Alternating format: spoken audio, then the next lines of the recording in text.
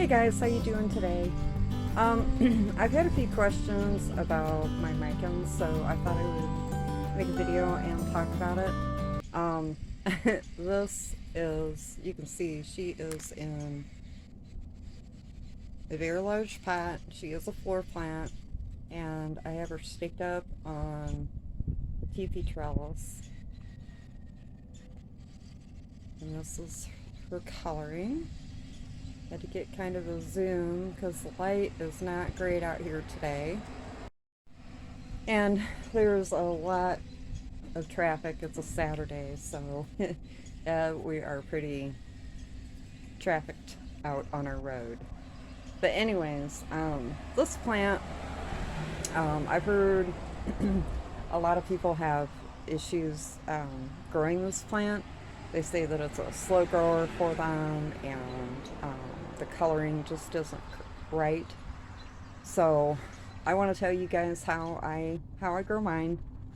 Now in the wintertime, she is in my plant room, and I had her in a south window about maybe 2 foot, 2 or 3 foot from my south window in my plant room. And she did have access to grow lights. I didn't have a grow light right over her, but she kind of had grow lights behind her and in front of her and over at the side. And of course I keep turning her. But as you can see, the coloring on her, at least I hope you can see,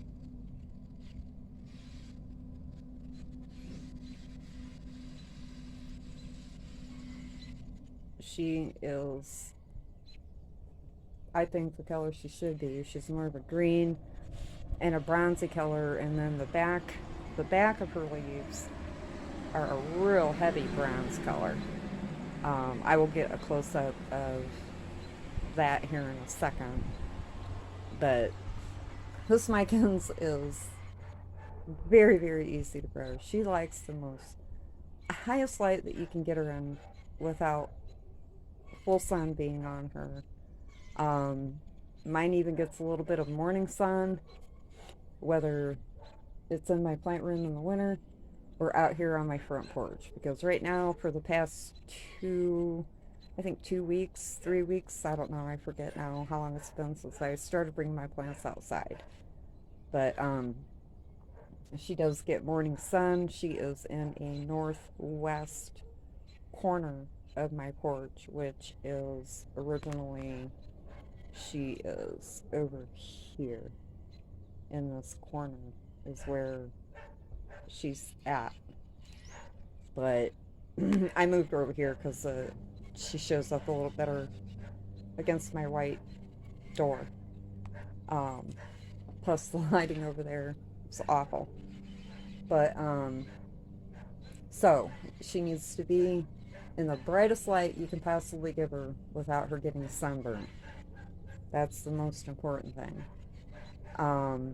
This plant, even when she was smaller, I fed her a lot, and she seemed to, as long as she is in very bright light, like any other plant, if they're in very bright light, they need a lot of water and a lot of food. I feed her with fish emulsion. Just about every time that I water her, she gets splashed with fish emulsion in the water. She also gets worm castings once a month or so. I'm not religious about, because sometimes I forget. So, here goes the dog that never shuts up. So, if you're growing her in very high light, which you should be in order for this plant to keep its color and the leaves to be a minimal size, which these leaves do get pretty big. Mine aren't huge, but they're a lot bigger than what they were when I first got this plant. When I first got this plant about 3 years ago, I bought it in a 4-inch pot at a nursery a couple hours away from us, and she just exploded and grew and grew and grew, and eventually I had to put her in this floor pot, and I believe the floor pot is I think it's a 14-inch pot that I have her sitting in, and then I have her in a 4-stake teepee trellis. You can kind of see the top of it, or it might be a 3, but you can kind of see, and you can see the beautiful coloring on this plant.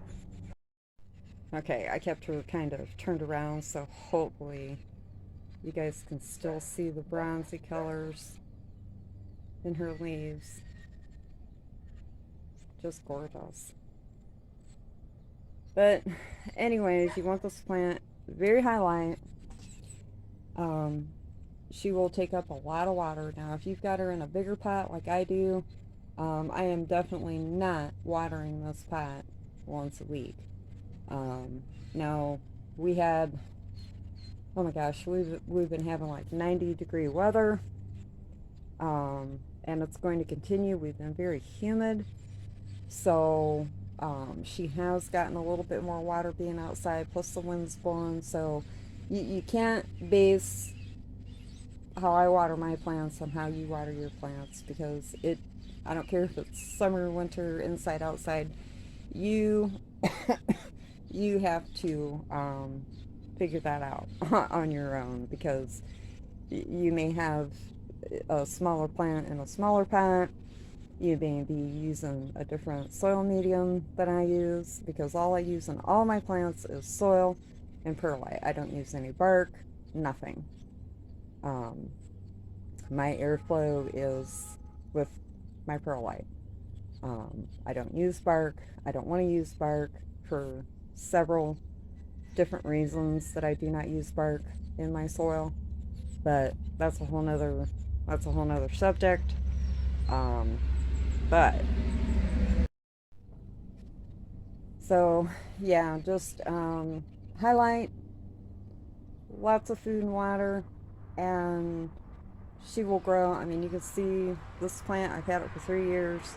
She's grown like crazy. So if you're having problems with your micans, move her into a little bit higher light. And if you've got feed her more. So because they any kind of, especially philodendrons, they love to eat, and they're going to grow up to be much healthier plants if they're eating properly. But if you're using synthetic fertilizer, don't overfeed with the synthetic fertilizer, because then you're going to have a lot of tip burns and root burning, and it's going to cause you a lot of headaches and a lot of sorrow.